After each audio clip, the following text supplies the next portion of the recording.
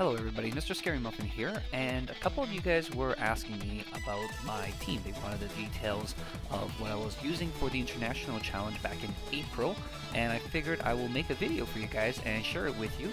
Feel free to click on the Pokemons on the side there to skip over to their section if you're only interested in a couple of them. Otherwise, you can just listen through and let me know what you think about the team in particular. So starting off is Lucario, and I think this is probably the most interesting Pokemon of the team. It is a Follow Me Lucario. I took the spread from Emoto Island blog, and it was a spread they used back in 2014 for their Worlds tournament. And this spread was kind of designed to support a T-Tar. Originally, the spread ran Close Combat, Protect, Follow Me, and Final Gambit. Oh, actually no, I think they ran something else other than Feint, and then instead of Protect they had Final Gambit. I remember they did not have Protect on their spread. And the HP was given to Lucario so that he could one-hit KO Mawile and Rotom forms with Final Gambit, which is something I really didn't need for Lucario, and so I gave him back Protect because I felt Protect was fairly important. Also, they originally gave him a Lumberry, because he was pulling a lot of status effects away from T-Tar, and so I took that off and I gave him Sitrus Berry instead. The spread was okay. The speed EVs were no longer relevant. I felt he was not outspeeding anything. Like, he didn't really outspeed most Kangs, he really didn't outspeed Terrakion or anything like that, and I felt it wasn't as helpful as possible. I might take some away from there and give it to his attack or something like that, because he wasn't really picking up one-hit KOs either with Close Combat, not even on Kangs or Terrakions and stuff like that, which is something I kind of need him to do, which is to take a one hit and then with a Close Combat knock out a Terrakion, which I think would be very helpful. Because Close Combat wasn't doing enough to knock out, if I can't find a spread that would enable that for me, I might consider using something like a special variant of Lucario with Aura Blast, mainly because Close Combat reduces my defensive stat, which is really bad for a Follow Me user, and Aura Blast also ignores Evasion Boost, which is helpful against things like Minimize users and kind of stuff like that. Feint was pretty handy to have, and I kind of accidentally had this on Lucario. I believe the original moveset had Bullet Punch, and because Bullet Punch and Follow Me were both egg moves, I actually only have one Lucario with Bullet Punch and another one with Follow Me, and I didn't have time to put them together, and so I just took this one and with the Follow Me and gave him Feint. And Feint actually came quite in handy a few times, mainly because there were a few times where people absolutely needed to do a Protect, and I was able to take advantage of that. Additionally, because Lucario wasn't outspeeding as many things as it used to, having a +2 priority attack instead of a +1 priority attack was also fairly useful in that regard. Although I did miss Bullet Punch every now and then when I was facing fairies, because it did a decent chunk of damage against fairies, but nowadays with fairies kind of on the down low, it's probably not as important. And during the Washington regionals, I actually kind of missed having Feint somewhere on my team, so I might consider keeping Feint and maybe switching to special variant with Feint and Aura Blast in that regard, and moving the attack stat over to special attack instead. Now, when looking at what Lucario with Follow Me can support, the first thing I wanted was Sylveon, and that's kind of the whole reason why I used Lucario. Was I wanted to have Sylveon be able to freely use Hyper Voice as much as it can, because Sylveon Hyper Voice does so much damage, and unfortunately I didn't felt like that when I was using Sylveon. When I was playing in the International Challenge, every time I did a Hyper Voice, it didn't feel like it was doing as much damage as I felt when I was receiving the damage, and I might actually have to switch over to a Choice Spec variant of Sylveon in order to maybe mimic that as well. This Pixilate one does do decent amount of damage, and I like being able to Protect. I like being able to switch to Shadow Ball or Psyshock in response to, say, like an Amoonguss switching in, or Wide Guard being revealed, that kind of stuff. And I really kind of like having the option to protect because I'm a very cautious player. And I believe, oh, I can't remember who it was. It might have been Wolfie who said this, but basically choice items are good for whatever they do, but it limits your ability to make plays, and for really strong players that's a bad thing because when they have more options to make plays, it's really good. And I kind of agree with that in a lot of regards, and that's why I ended up using Pixilate instead of choice specs, but I kind of miss the damage output. I kind of want that. In the future, I might not even use Sylveon, despite the fact that Lucario Sylveon was kind of the whole point of running this team. But I ended up not using Sylveon as much, and when I did use Sylveon, it wasn't very impressive, and for those reasons I might consider not bringing Sylveon, or I might change Sylveon's set considerably, something like give it Calm Mind plus, I don't know, Hyper Beam or something like that. I do think Hidden Power Ground is probably really necessary on Sylveon and could take the place of Shadow Ball and Psyshock, that kind of stuff. I wasn't really too afraid of Amoonguss because I had a lot of answers for it in Abomasnow, in Heatran, Salamence, so I had a lot of good answers for Amoonguss. I didn't have to be too concerned about Grass Poison types, and I was okay against Steel types as well in that regard. So like it would be like maybe Aegislash would be the biggest problem, maybe opposing Heatrans might be a little bit of a problem, so having Hidden Power Ground would have been beneficial. The spread is pretty plain. I took this one probably, I think, from one of Aaron Zhang's videos about Sylveon, and I just nabbed the one I think he had for Pixilate. It seemed to be fine. It had 252 at special attack, which is what I cared about, and generic defensive bulk, which is pretty much important to survive any type of physical steel type attacks. And I believe Sylveon already survives Flash Cannon for most things, such as Heatran and Aegislash, so it should be okay. Although Aegislash with Life Orb will probably still OHKO it with Flash Cannon. Next up is the Salamence. And the Salamence is your typical physical type. I believe I took the spread from a Nugget Bridge article.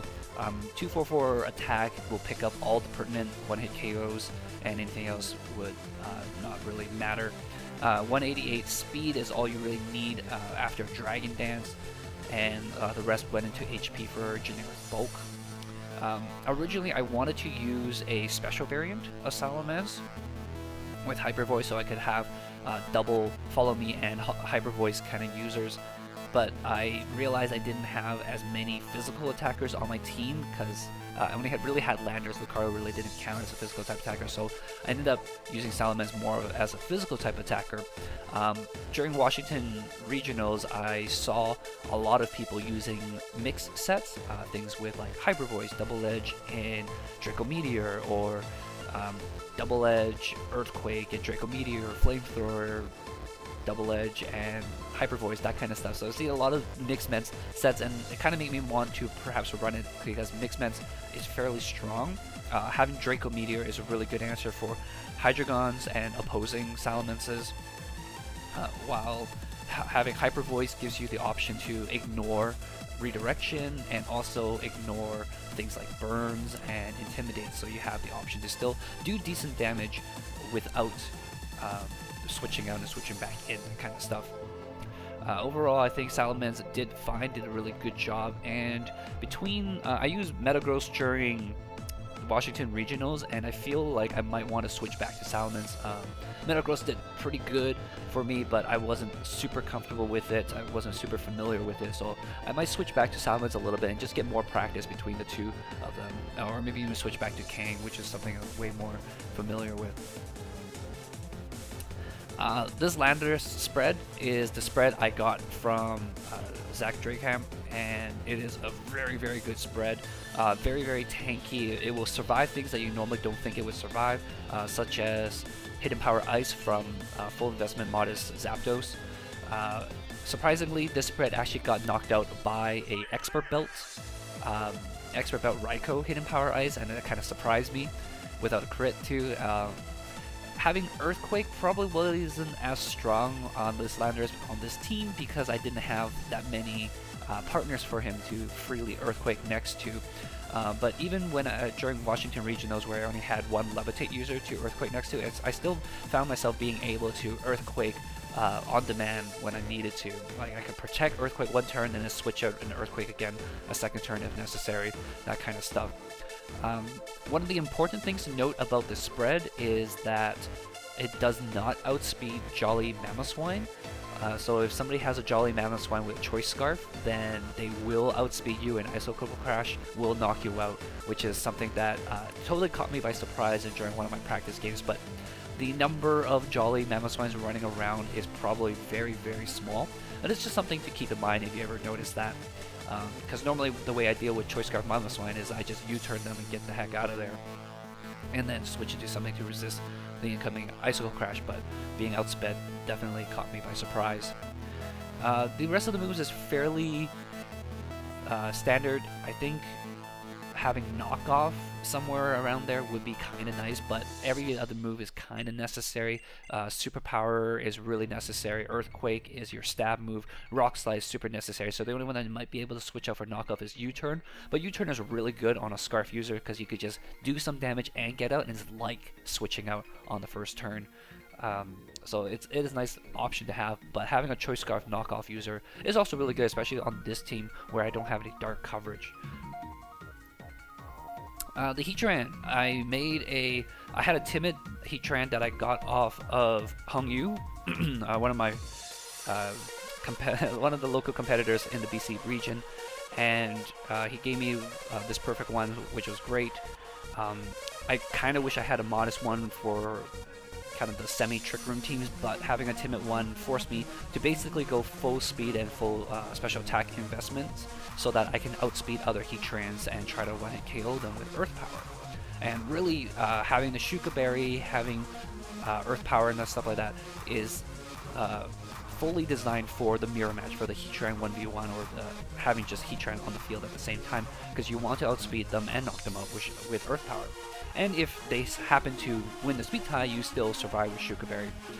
I didn't really need to concern myself with fighting types because I had Sylveon, I had Salamence, I had Landorus. I had multiple ways to deal with fighting types.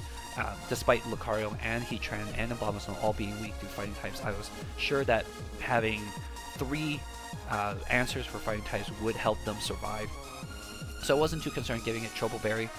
I missed having leftovers every now and then, especially when the Abomasnow the hail is up and doing chip damage to my own Heatran, but I think Shuka Berry was way more important, and watching Riley win Washington Regionals with a Shuka Berry timid Heatran definitely helped out.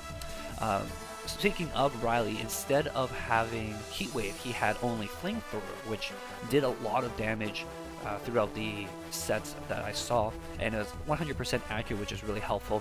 I wasn't too sure if he was also running Substitute, but I definitely think having Substitute is really important for against Trick Room, so that you can set up your Substitute while they're setting up their Trick Room, and then you can try to keep your Heatran on the field as long as possible and wait out those Trick Room turns so that you can be free to do more damage with your faster Pokemons after Trick Room has ended.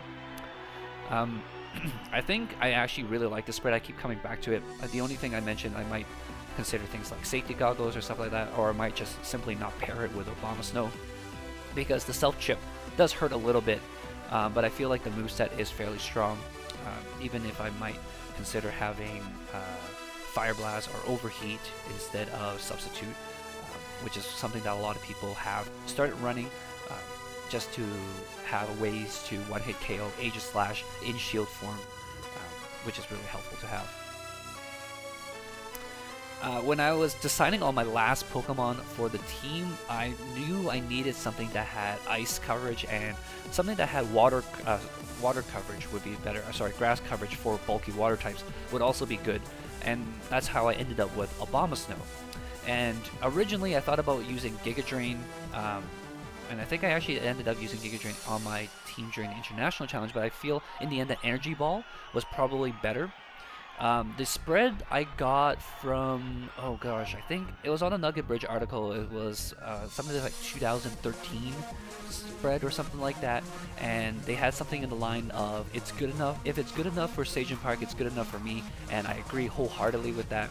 So there's a little bit of investment in HP, a little bit of investment in attack, and all the investments in special attack to make that Blizzard hit hard and strong. And Abomasnow is really good in this format, or correct here, fully accurate Blizzard is really good in the format, and I don't think anybody would ever disagree that if you can have a Blizzard be 100% accurate all the time, people would kind of give up on that, because we have double genies, we have Salamence running around, we have a lot of grass types also kind of running around now, and having Blizzard to avoid the redirection and do a lot of damage is really good, and you don't typically expect to see a wide guard user next to these people except maybe Swampert, which then gets dealt with by Energy Ball. I feel Focus Sash is probably the best item for Abomasnow right now, even better than having the Mega Stone, just because Abomasnow is pretty frail. Ice is the worst defensive type in the game, and so he gets hit super effective by pretty much everything. He gets hit by super effective by poison, steel, fighting, rocks, which are all super common in the field right now. It's very unfortunate. Also flying type as well. Jeez, and fire. Oh wow. Yeah, so it's just like everything that is super common right now in the format. People don't even need to prepare for Abomasnow. They already have answers inherently in most of their teams anyways, and so it puts Abomasnow in a really, really bad situation. But being able to throw off one Blizzard with a Follow Me support and then a second Blizzard for the Focus Sash, and then maybe get like an Ice Shard off is really, really powerful. Or saving Abomasnow for a final 1v1 against something is really good as a win condition KO kind of thing. Is really especially helpful. Of course, I use Rash Nature for him because I'm using Focus Sash anyway, so didn't really have to concern myself about the defense as much and focus fully on his attacks. Anyways, that's my team, guys. Let me know what you think. I don't think I'm gonna run this exact team ever again. I am considering to try making another team around Follow Me Lucario, perhaps with a Salamence and Landorus to pair with it, but I don't know about the other three. I'll be doing some experimentation. If you guys have any suggestions that you want to let me know, feel free to share them in the comments below. Otherwise, I will see you guys next time. Bye-bye.